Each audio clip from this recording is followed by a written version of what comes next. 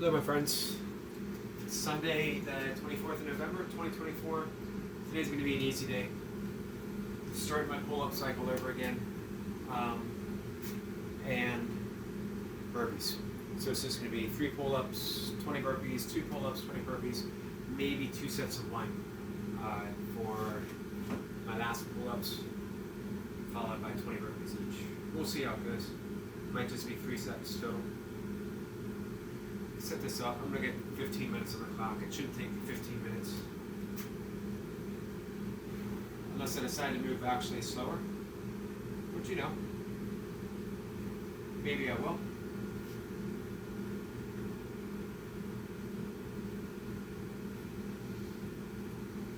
Give me a second, guys. We'll get started.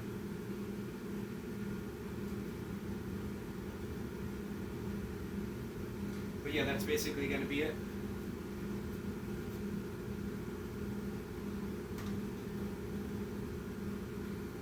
My right hamstring is pretty sore, a little tender.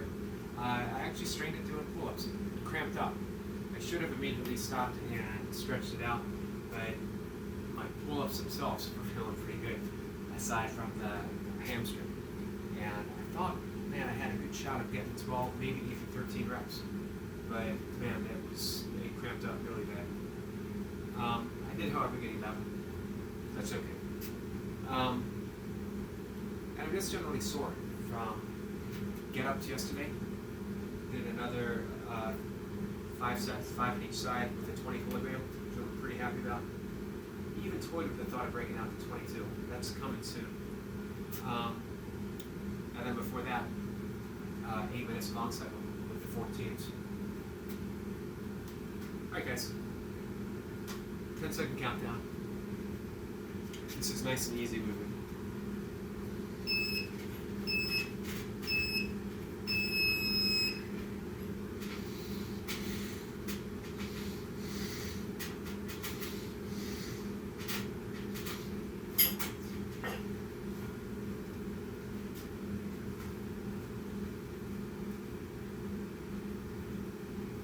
I got intervals tomorrow. Be my second time doing intervals.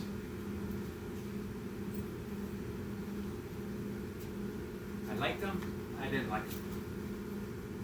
Meaning they felt effective, but they sucked. 20 reps.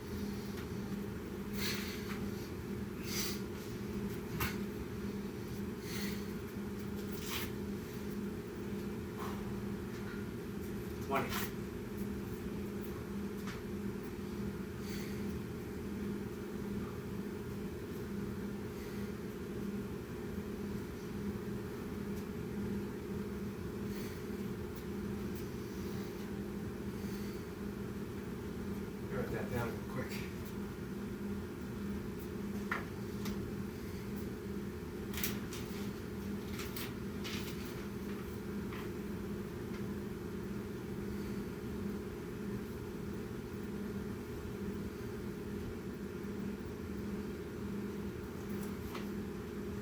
Burpees have been tough lately. Now that I'm not full time in the burpee game.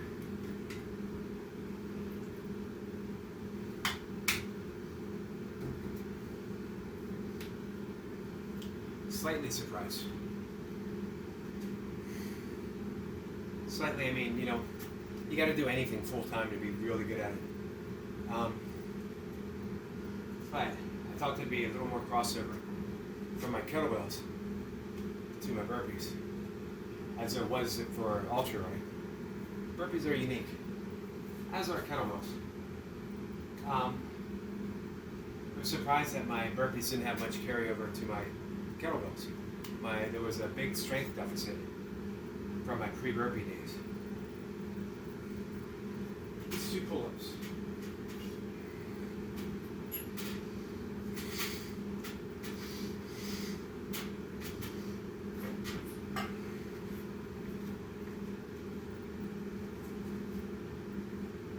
Law of specificity. Specificity. I don't know if I should bother to say it one more time. It's still not going to be right. However, kettlebells are well known for their what the hell effect. Meaning, doing kettlebells and you get good at something you haven't even practiced it. So, what the hell?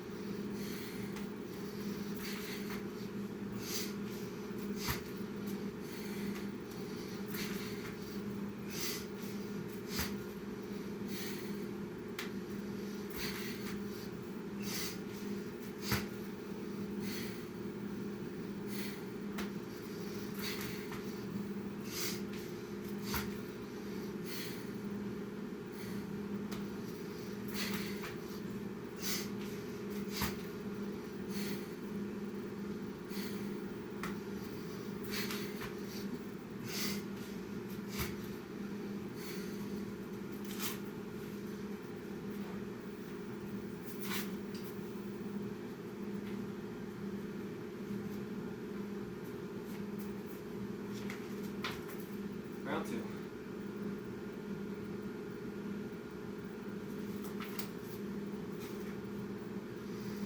Catch my breath. I think just one more round, guys. I need a bit of a break.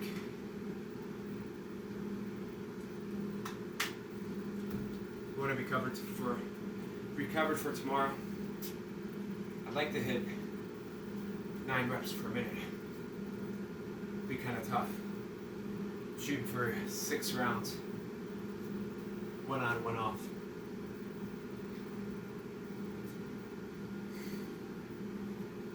Although I think I did 2 rounds of 8. The rest were 9s. Last minute of 10. So 2 9s or 2 8s, 3 9s, and a 10. Not bad.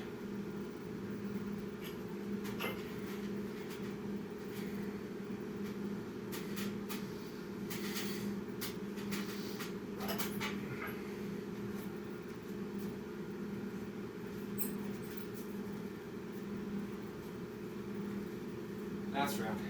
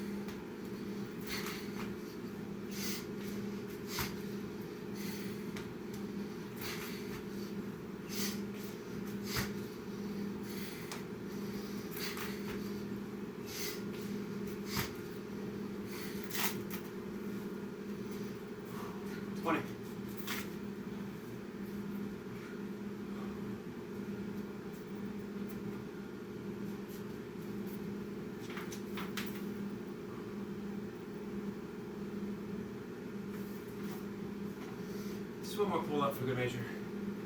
No more burpees though.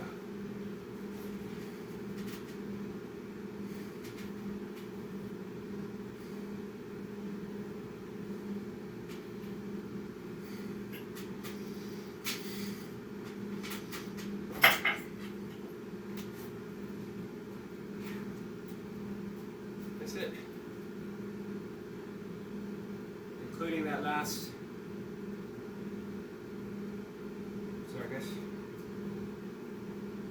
including that last pull up, just over 10 minutes, but officially,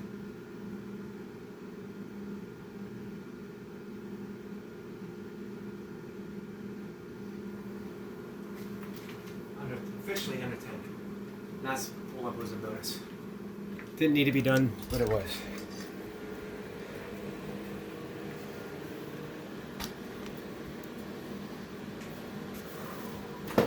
Alright guys, let's talk a little bit about goals again. I can't say I have a goal, I can't say I don't have a goal. There's the paradox, and it's okay to have a paradox. It's okay to live with paradox. The more you do, easier life is. As soon as we declare something needs to be cut and dry, this is right, that is wrong, life becomes complicated. The epic poem, Song of Mind, also called Trust in Mind,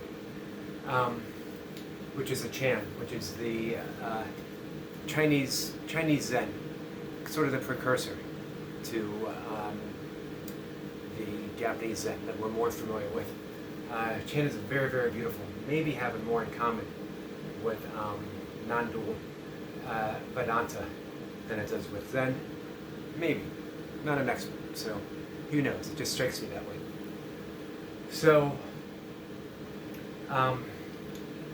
anyway, Trust in Mind, the poem, says, when just entering a distinction, just to entertain a distinction, splits the world into sides of infinity. And that is a pretty startling statement when you consider it, just to have an opinion. Imagine being fully convicted of your opinion. And we've seen that politically across the aisle. And we see that worldwide. We see countries convinced they're on the right, so convinced they're willing to commit extreme acts of violence against their brothers and sisters. We're all brothers and sisters, so any act of violence is against all of us. But I was thinking of this morning. You know, the yogic tradition begins with the yamas. Yamas are the ethical restraints that we practice. And the first yama is ahimsa, which means non-harm. It's called an ethical restraint because we restrain from engaging in a behavior so that the opposite grows. So when we engage in non-harmfulness, peace expands, and that's what we have, and that's what we offer. Other people, ourselves, and the world. We leave that first part out, ourselves. We might go into the world practicing non-harmfulness. We might be a vegetarian or a vegan. We might be committed to peacefulness, and yet if we are at war with ourselves, we're not practicing that first principle of yoga. We're not practicing ahimsa, non-harmfulness. We can never exclude ourselves from that. When in the Bible, when Jesus is the least among us, he's talking about us as well. So we extend kindness, compassion to ourselves. So whenever I make a distinction with myself, or whenever I refuse to live with a paradox with myself, I'm acting in violence against myself, and it's reflected in my body, in my emotions, in my thoughts, in my life, and in my kettlebell lifting. So the goal is to not make so much the distinctions. I have goals, but I hold them lightly.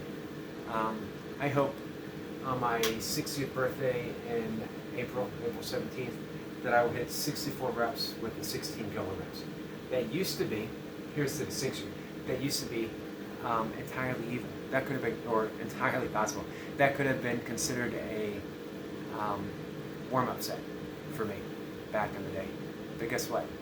I'm not back in the day anymore. Neither are you. No matter where you are right now, you're never back in the day. You're always in the present moment. That's a good thing. The more I can drop those preconceived notions of what I should be doing, what I used to do, the more I stay focused on what I can do right now, and the more enjoyment that I get out of it. I have until now, until April, to work up to the 16s. I can take my time. I'm training with the 14 kilograms right now. I'm enjoying it. I think I probably won't really introduce the 16s until January, beginning January. And even then, it will only be for the intervals, just to get a little bit stronger and get used to them. That leaves me 4 months to get a 10-minute set, 60, I think it's 63 or 64. I'll be honest with you. I'll be happy hitting 60 because that'll be my age. The 64 is the first ranking in the kettlebell associations. So there it is. My goal without a goal. I'm well on my way. Stay tuned. Check in. See how it goes. Thanks, guys.